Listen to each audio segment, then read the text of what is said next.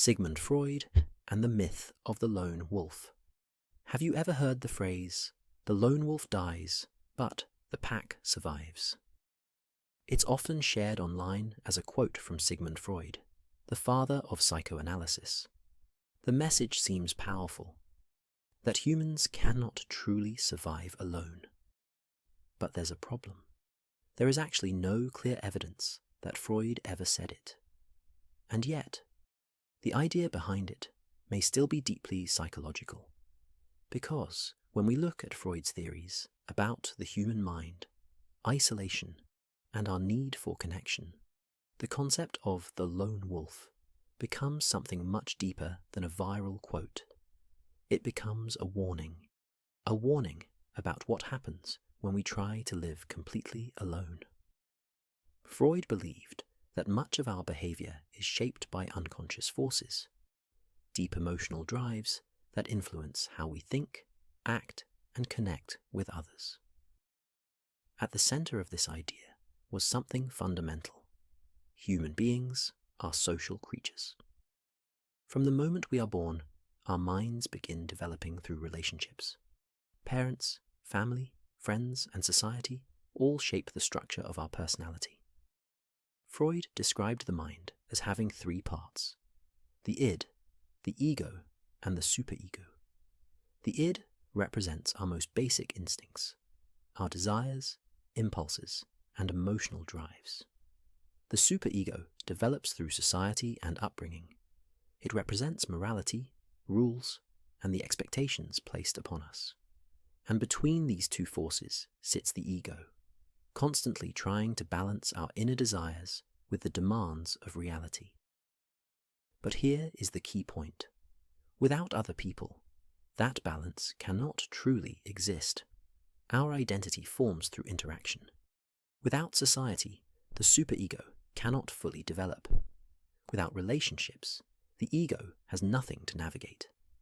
In many ways, the human mind itself is built through connection.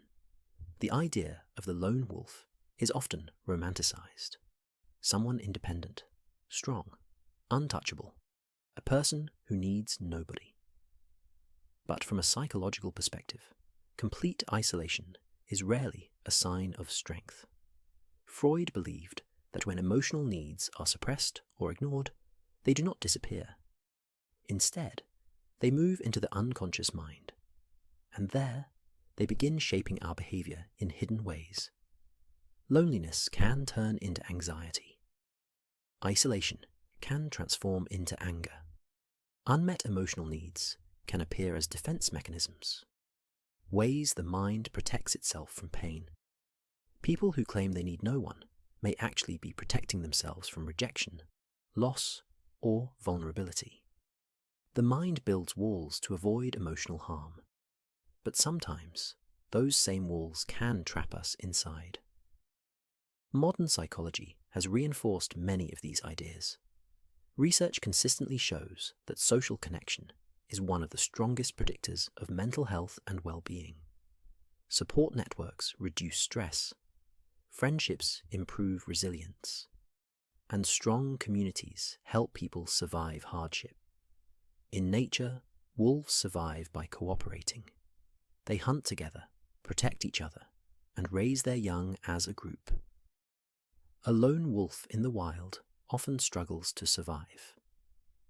And in many ways, humans are not so different. Our survival, emotionally and psychologically, depends on connection, not just romantic relationships, but friendships, family, communities, and shared purpose. These relationships give our lives structure and meaning. In today's world, the idea of the lone wolf has become strangely popular. Social media often celebrates hyper-independence. People talk about cutting everyone off or needing nobody. But beneath that attitude is often something much more human: hurt, disappointment, or exhaustion from difficult relationships. Freud believed that when people withdraw completely from society, they are often protecting themselves from emotional pain. It is not strength. It is defense. And while temporary solitude can be healthy, giving us time to think and reflect, permanent isolation can slowly erode our emotional well-being. Because the human mind evolved to exist in connection with others.